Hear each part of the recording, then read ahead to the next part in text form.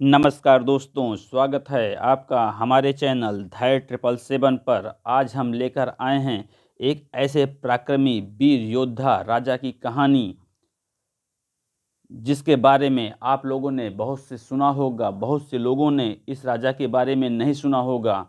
ये राजा अगर वास्तविक राजा भारत का होता, तो आज शायद भारत का इतिहास कुछ और होता। शायद भारत पश्चिम के बराबर खड़ा होता और शायद 150 वर्षों की गुलामी से बच जाता। शायद धर्म के आधार पर जो 1947 ईस्वी में बंटवारा हुआ था, वो आज ना हुआ होता।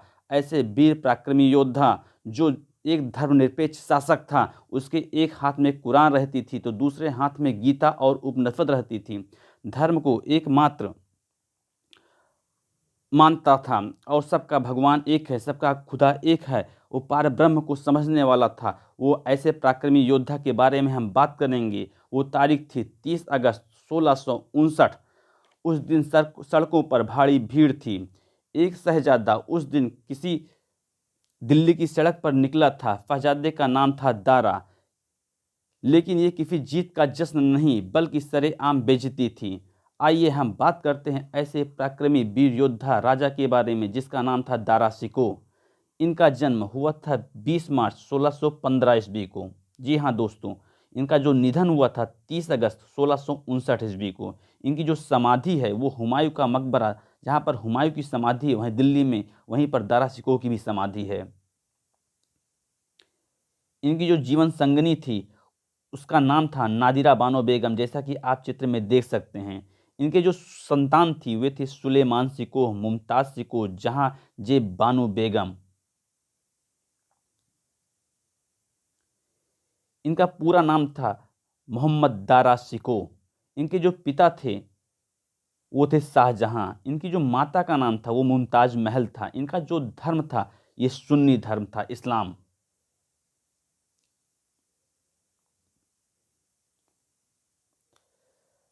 दारा शिकोह का जन्म ख्वाजा मोइनुद्दीन चिश्ती की भूमि अजमेर में हुआ था। उनके पिता शाहजहां ने बेटे के लिए बहुत प्रार्थना की थी, तब जाकर दारा का जन्म हुआ था। जैसा कि आप देख सकते हैं, ख्वाजा मोइनुद्दीन चिश्ती की दरगाह है।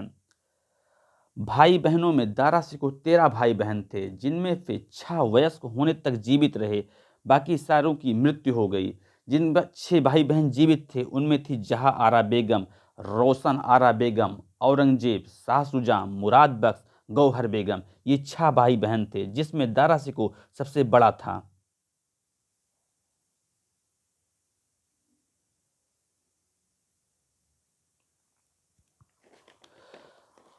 दारा शिकोह अपने पिता का वारिस और अपने पिता का सुल्तान भी था।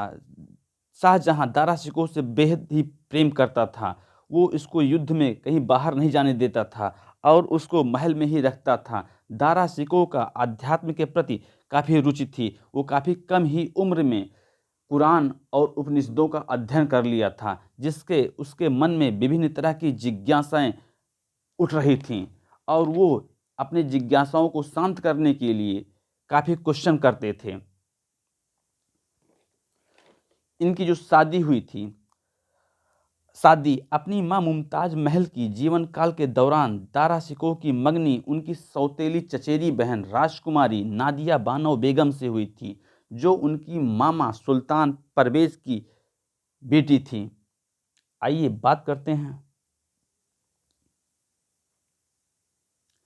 देखिए, दारा शिकोह की शादी बहुत ही उस समय धूमधाम से हुई थी। ये मुगल काल में सबसे महंगी शादी थी। उस समय उस शादी में लगभग 32 लाख रुपए खर्च हुए थे, जिसमें दारा की बहन जहां आरा बेगम ने 20 लाख रुपए दिए थे अपने पास से। मुगल काल में सबसे महंगी शादी दारा शिकोह की हुई थी। देखिए कितनी धूमधाम से दारा शिकोह की शादी हो रही है।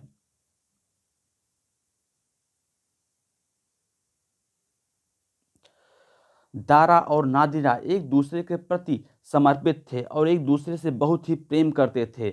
उस समय बहुप्रचलित विवाह एक समान प्रथा थी, लेकिन उन्होंने इसके विपरीत अन्य विवाह का उपबंध नहीं किया।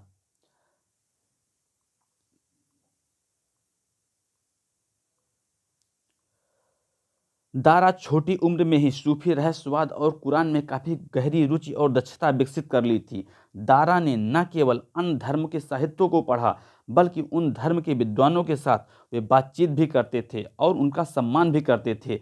लेकिन शहजादे द्वारा अपने बहुसंख्यक धर्म के अनुयायियों के लिए सबसे बड़ी प्रशंसा कृत सिर्रे अकबर, जो एक महान रहस्य था, जो कि उपनिषदों के 50 अध्यायों का अनुवाद था।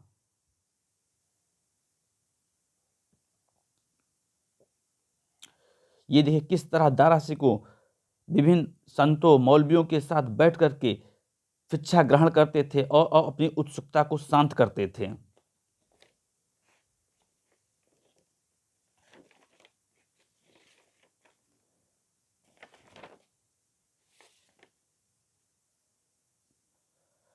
दारा ने बनारस के पंडितों और सन्यासियों के सहयोग से इस विशाल कार्य को अंजाम दिया, ताकि उनमें छिपे अस्तित्व की एकता, वजाहत, अल वजूद के सिद्धांतों की खोज की जा सके। कुछ इतिहासकार दारा को भागवत गीता के अनुवाद का श्रेय भी देते हैं।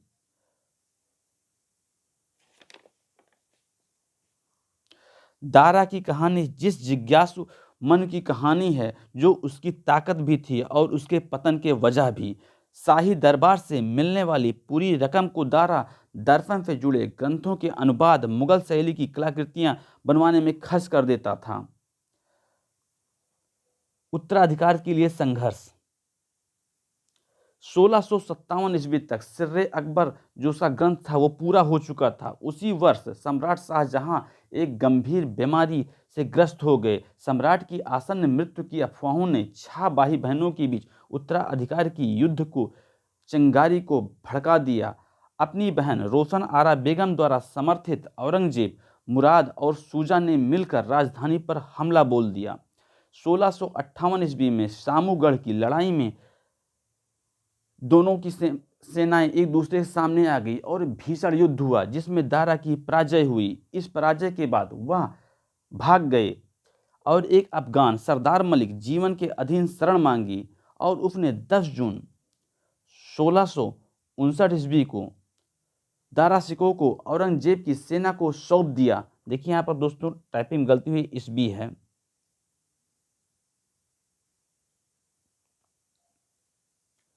दारा शिकोह को दिल्ली लाया गया, एक गंदे हाथी पर बिठाया गया और जंजीरों में जकड़कर राजधानी की सड़कों पर घुमाया गया।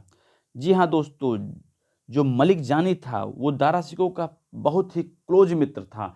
उसने मलिक जानी को शाहजहां के प्रकोप से 2 बार मृत्युदंड से बचाया था। उसने दोस्ती के नाम पर पीठ में छुरा भोंका था। इसीलिए कहा जाता है कभी भी किसी पर आंख मूंद कर विश्वास नहीं करना चाहिए, कोई कितना भी क्लोज क्यों न दोस्त हो। बर्नियर के अनुसार इस अवसर पर अपार भीड़ इकट्ठा हुई। हर जगह मैंने देखा लोग रो रहे थे, बेहद मार्मिक भाषा में दारा के भाग्य पर अफसोस कर रहे थे और हर तरह से उसे कर्ण और कष्टप्रद चीखें सुनाई दे रही थी। जब दारा को इस तरह घुमाया जा रहा था, तब उन्होंने एक भिखारी की आवाज़ सुनाई पड़ी। भिखारी जो जोर जोर से चिल्ला कर कह रहा था, ए दारा, एक जमाने में तुम इस धरती के मालिक हुआ करते थे और जब तुम इस सड़क पे गुजरते थे तो तुम मुझे कुछ ना कुछ देकर जाते थे। आज क्या हुआ? आज तुम्हारे पास देने के लिए मुझे कुछ नहीं है। दारा ये सुने और मुस्कुराए और तुरंत ही अपने कंधों की तरफ हाथ बढ़ाया और अपने कंधों पर रखी गंदी मैली शाल को उठाकर उस भिखारी की तरफ फेंक दिया।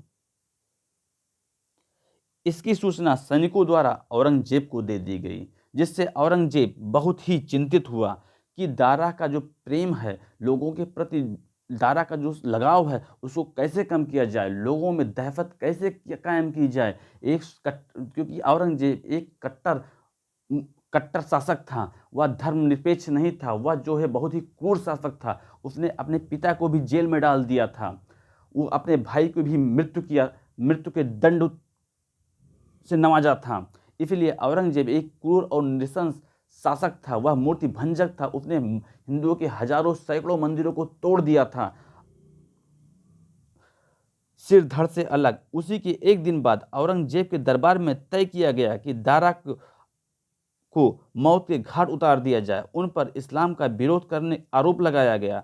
इसी आरोप में उनका सिर धड़ से अलग कर दिया गया।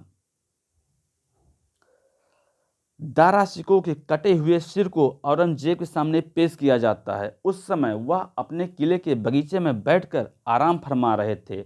औरंगजेब का सिर देखने के बाद औरंगजेब दारा का सिर देखने के बाद काफ़ी खुश हुए और उसके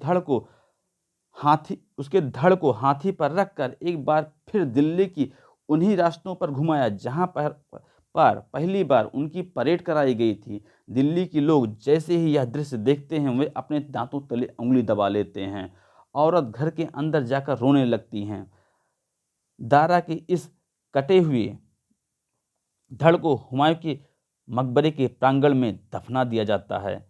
जी हाँ दोस्तों, आप लोगों ने देखा कि औरंगजेब कितना क्रूर और निर्दयी शासक था। वो अपने भाई की ही हत्या करके उसके धड़ को एक हाथी या घोड़े पर लाद कर पूरे दिल्ली में घुमाता है, जिससे लोगों के बीच एक दहशत कायम हो सके और अपना शासक एक कट्टर रूप से संचालित कर सके। औरंगजेब यहीं तक शांत नहीं बैठता है, वो अपने पिता का भी दिल तोड़ता है। औरंगजेब ने इसके बाद आगरे के किले में कैद अपने पिता शाहजहां को एक तोहफा भिजवाया। उसके बाद क्या होता है, मनुची जो थे एक लेखक थे, उन्होंने अपनी किताब स्टोरियो द मोगोर में लिखा, आलमगीर ने अपने लिए काम करने वाले एक बार खां को शाहजहां को पत्र की जिम्मेदारी दी। उस पत्र के लिफाफे पर लिखा हुआ था, औरंगजेब आपका बेटा आपकी खिदमत में इस तस्तरी को भेज रहा है, जिसे देखकर आप कभी नहीं भूल पाएंगे। उस पत्र को पाकर जब बूढ़े हो चुके शाहजहां बोले, भला हो खुदा का कि मेरा बेटा भी मुझे याद करता है। उसी समय उसके सामने एक तस्तरी पेश की गई। जब शाहजहां ने उस तस्तरी या ढक्कन को हटाया तो उसकी चीख निकल गई, क्योंकि तस्तरी में उसके सबसे बड़े बेटे दारा का कटा हुआ सर रखा हुआ था। क्रूरता के इंतहा औरंगजेब ने यहाँ भी शांत नहीं हुआ। औरंगजेब इतना क्रूर और निर्दयी शासक था कि उसने दारा का बाकी धड़ व हुमायूं के मकबरे में दफनाया गया, लेकिन औरंगजेब के हुक्म पर दारा के सिर को ताजमहल के प्रांगण में गाड़ा गया। उसका मानना था कि जब भी शाहजहां की नज़र अपनी बेगम के मकबरे पर जाएगी, उन्हें ख्याल आएगा कि उनके सबसे बड़े बेटे का सिर भी वहां सड़ रहा है।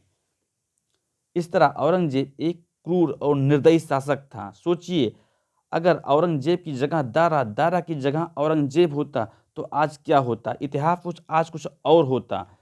क्योंकि औरंगजेब एक धर्मनिरपेक्ष शासक था, उसके द्वारा पुनर्जागरण को भारत में प्रेरित किया जा सकता था। शायद भारत पश्चिम के बराबर खड़ा होता, लेकिन ऐसा नहीं हुआ। शायद हम लोगों को गुलामी की जंजीरों में नहीं जकड़ा गया होता और 150 वर्षों तक गुलामी से शायद भारत बच गया होता और धर्म के आधार पर 1947 का बंटवारा भी ना हुआ होता।